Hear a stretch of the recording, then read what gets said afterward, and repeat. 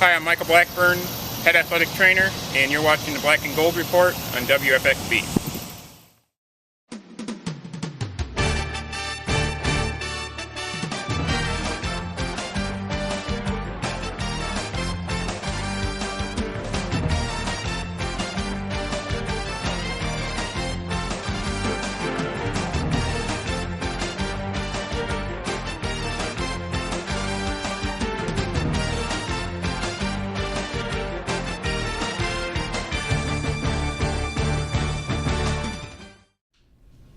Welcome, ladies and gentlemen, to this week's edition of the Black and Gold Report, a show all about UNC Pembroke athletics. I'm Jenna Davison, and today we're going to be doing something a little different than we've done all season. We're going to watch a student intern feature on men's soccer, Adam Smith's Road to Recovery, and on the second half of the show, we're going to watch a segment on the Braves Club. But first, here's the feature on men's soccer's Adam Smith.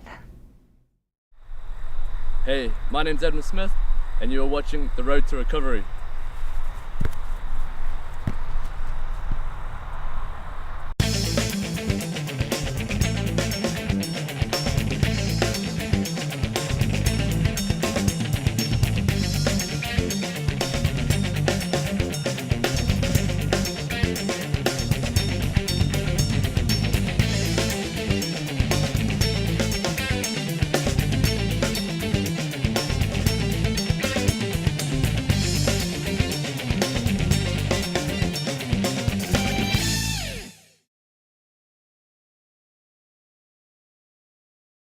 I was born in Nottingham, England, and I lived there for the first 14 years of my life, and that's where I really fell in love with football. I was just playing locally. When I was 14, obviously I moved to New Zealand, and my football started progressing. I started getting more opportunities, and I made several New Zealand age group sides, and then I realised that the American college thing was what I wanted to do.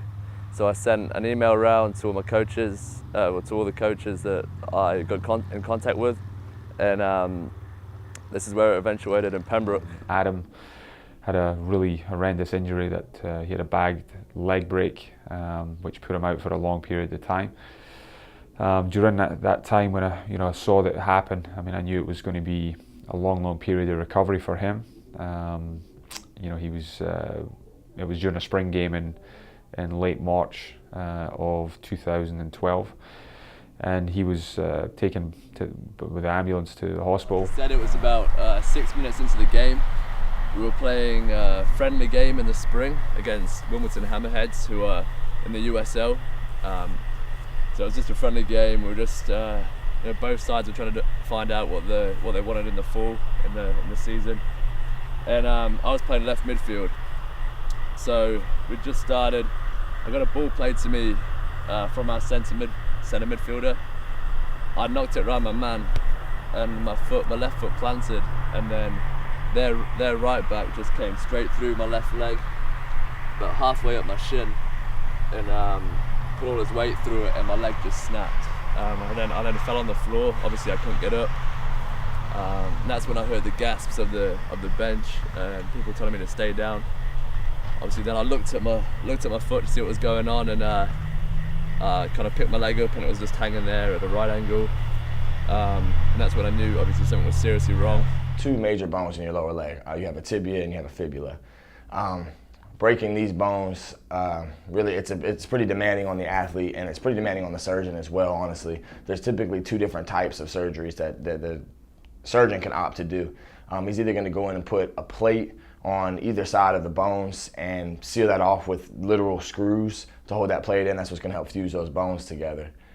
If he doesn't opt to do that, typically what he'll do is put a plate on the fibula, and he could take a rod and put it straight down the tibia, and it'll be a rod, the same length as what your tibia is. It'll go straight down in there, and then you'll be immobilized, and you won't be able to weight bear for a certain length of time while that fuses the bone together. Whether that rod comes out of there or not is typically up to the surgeon, but usually with that, with a injury that's that intensive, typically they won't pull it back out. I got to the hospital. I remember the nurses looking at my X-ray and being quite amazed about what the bone was looking like.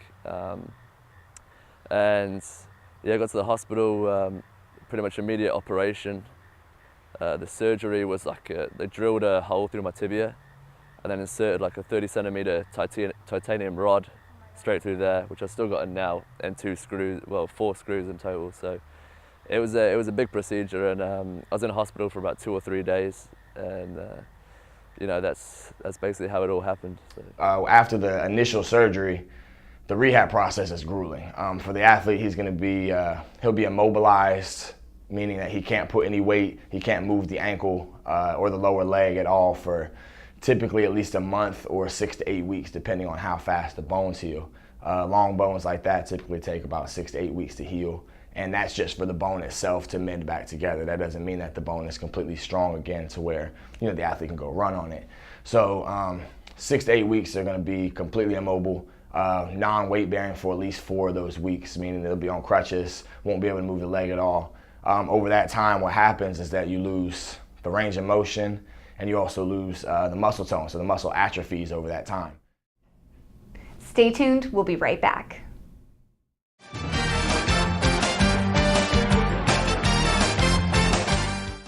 Must be basketball season coming up.